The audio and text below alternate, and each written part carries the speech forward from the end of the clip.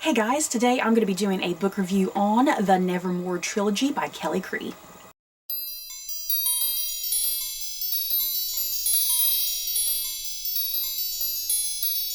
In the first book in the Nevermore Trilogy by Creagh, we are introduced to cheerleader Isabel Langley, who is horrified when she is paired with the cold and silent Vera Nethers for an English project on Edgar Allan Poe. The two initially see each other as stereotypes, Isabel as a dumb blonde and Varen as an emo goth punk.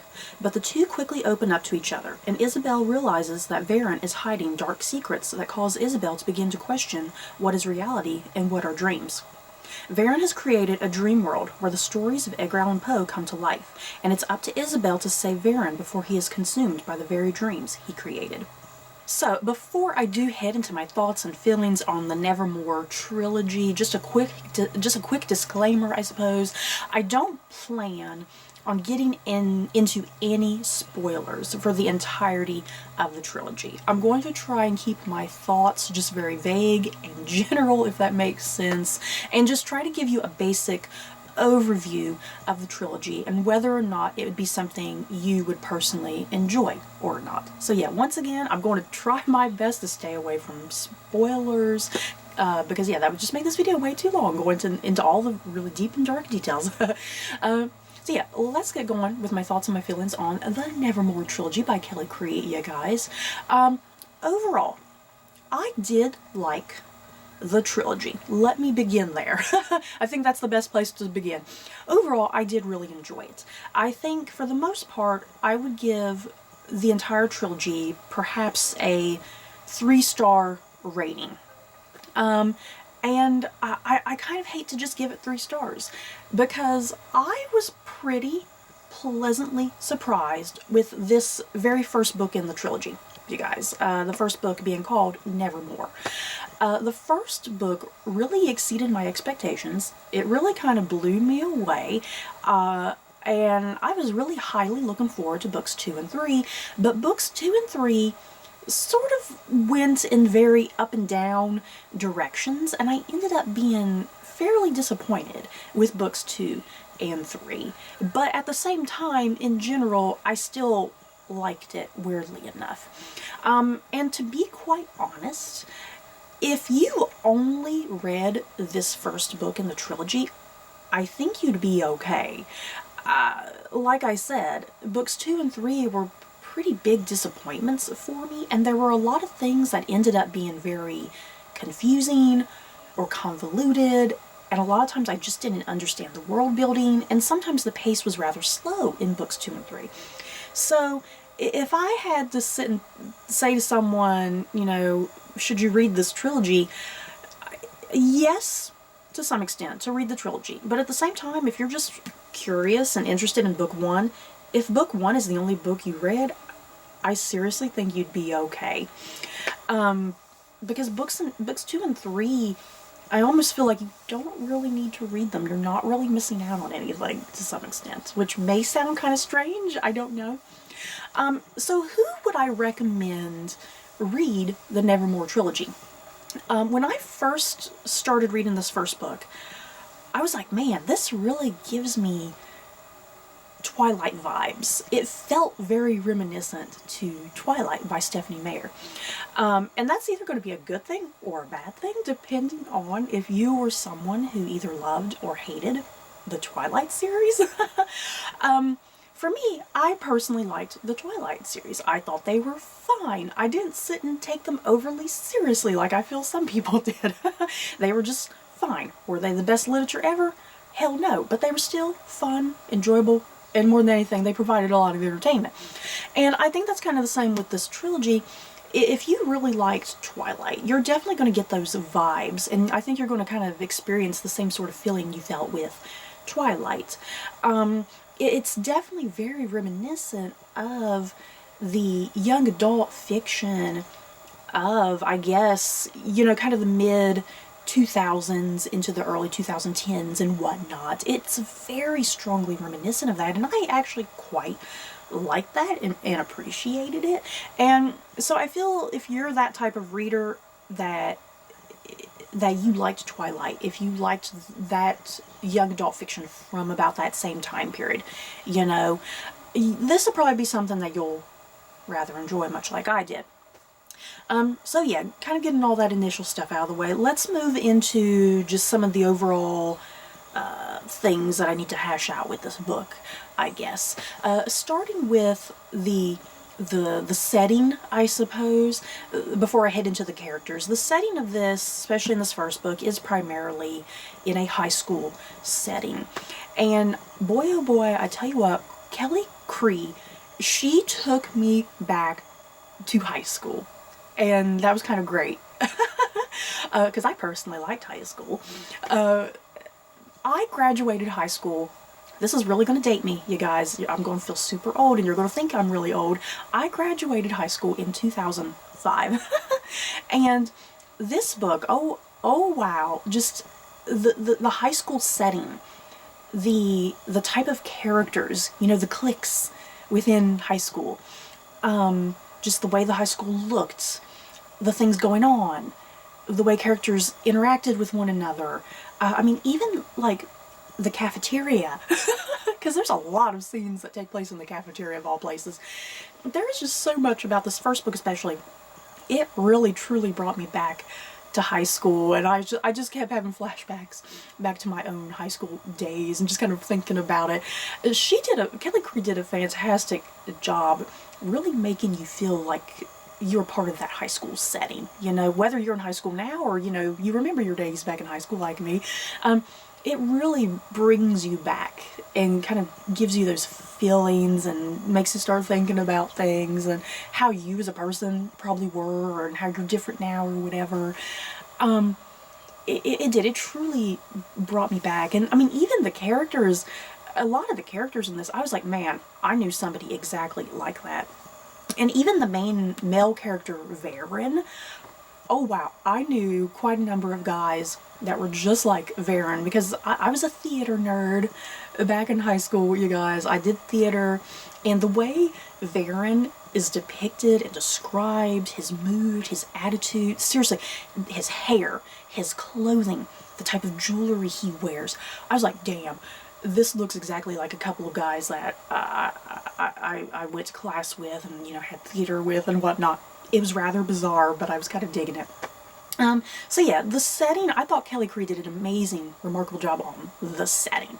So moving into the characters, I did really love the characters. I was expecting not to love the characters, because like I said, this is a high school setting. I am now a woman in my 30s, so I was sitting there thinking, I just don't think I'm going to relate to this. I'm not going to like these characters, but I still, weirdly enough, loved these characters. And even though they're teenagers, and like I said, I'm in my 30s, I could still relate to them to some extent, because I can remember what it was like when I was a teenager. You know, I can remember what it was like in a high school setting. I can remember what it's like to be around certain types of characters. I can remember going to class. I can remember doing homework. You know, I can remember going to the cafeteria and desperately looking for somebody to sit with because I didn't want to sit alone. But yeah, the characters. Isabel, she is a cheerleader. She is popular. She has a boyfriend who is like a quarterback on the football team. Isabel has it all. She's super popular. And I seriously did not think I was going to like her, because I'm not going to lie, back when I was in high school, like I said, I was part of the theater nerd group. I didn't like the cheerleaders. I didn't look like the footballers. I didn't hang out with that group, you know. So I was expected just to really find Isabel annoying, but I, weirdly enough, fell in love with Isabel as a character. I thought she was really interesting. I thought she was really complex. And just over the course of the entire trilogy, I found her character to really grow quite exponentially, I think, because she does start off as a rather kind of snobby cheerleader, but through her interactions with Varen and just other characters that she starts to group with that she would never in a million years group with, she really does start to grow and develop as a very fascinating character. And she does get out of her more snobbish ways. She's willing to kind of grow, and she's willing to look inward at herself and her own flaws, you know, what are her strengths and her weaknesses and whatnot. So I really found myself falling for Isabel and really appreciating her growth over the course of each novel. And then your other main character, Varen, he was really fascinating as well. It's really hard to talk about Varen without getting into too many spoilers, so I'll try my best here. But yeah, Varen, he's dark, moody, silent. He's really emo, really goth. I was kind of digging it because that was kind of the boys I was into when I was in high school. I'm embarrassed to say. I think I've grown out of it though. Yeah, and yeah, the thing with Varen, I'll get into the world building in just a second, but yeah, the big thing with Varen is he loves all things Edgar Allan Poe, which I can relate to because I love all things Edgar Allan Poe. And what we quickly find out about Varen is that he is capable of like bringing into being like this fantastical world building that is inspired by Edgar Allan Poe, and it's like a dream world that you can go in and out of. Like I said, I'll get into some of the world building in just a second. But yeah, Varen is interesting. His relationship with Isabel is just totally unexpected and really unique and refreshing in some ways. And what I also like about the relationship between Isabel and Varen, it's not insta-love, which a lot of young adult books at this time period very stereotypically did. It's not insta-love between our two leads. It takes a lot of warming up and building up over the course of this first book, especially, because I think they're both trying to deny their feelings for one another at first. And if anything, they find each other really irritating and annoying, and they're forced together for this English class project. Because their English class project, they are given an author, or rather they pick an author. Varen is the one who, of course, picks Edgar Allan Poe for them to focus on. And yeah, they got to give a presentation in front of the class by the end of this book about their author and the history of that author, and you know, some of the greater works of that author, you know. So they are, the two of them. Once again, if you've been in high school, you were always forced to pair up with people you didn't want to pair up with for English classes. I definitely remember that. So they're forced to work together on this project, but they make it work because Isabel, she really needs a good grade so she can stay part of the cheerleading squad. So that's kind of her incentive to work with Varen, even though she does not want to work with him at all. And of course, Varen is like, oh my god, this dumbass blonde cheerleader, she don't know nothing. So I love that relationship initially because the two of them see each other as stereotypes, and they really look down on the other. But through their interactions, they really begin to see each other in a different way. You know, like, okay, I've misjudged this person quite terribly. Now that I see what their personality is like, now that I see how they live, they really start to gather a different type of respect and mutual trust with one another before it starts blossoming more into a love sort of thing. So yeah, this first book definitely really builds up their relationship very, very gradually over the course of the novel, which I appreciated, because then you jump into books 2 and 3 of the trilogy where there is a much stronger connection. They do love each other, and you do buy into that relationship more, since you did get to spend a good amount of time with that relationship gradually building up in this first book. So as far as the characters go, I loved Isabel and Varen as the main leads. Found them very interesting. I love their growth and development. So yeah, moving on to the world building. Hopefully I can get through this, because a lot of the world building is rather confusing, and it's kind of hard to explain unless you read this trilogy. But yeah, like I kind of briefly mentioned, the world building of this entire trilogy is inspired by Edgar Allan Poe. It's influenced. There's not any sort of Edgar Allan Poe retelling within this trilogy at all. It's just inspired and influenced. Varen, he is able to create like this dream world, this fantasy world, where it is heavily influenced by the world of Edgar Allan Poe. And throughout the trilogy, this dream world, for whatever reason, this dream world is slowly starting to shift into reality. Reality and dreams are starting to connect, collide, interact, and it kind of reaches a point within the trilogy, especially when you get to the final book, that Isabel is having a really difficult time telling, okay, what is truth? You know, where is reality? What is the dream world? It's almost rather like Inception. If you've seen the Leonardo DiCaprio movie Inception, it starts kind of weirdly enough turning into Inception. It's kind of the best way I can think about it and describe it. And unfortunately, this is where the trilogy kind of starts to fall apart, in my opinion, and where I started to have issues, because I loved book one. The world building, the dream world in book one absolutely made sense to me. I could buy it, I could get into it. It wasn't really that complicated.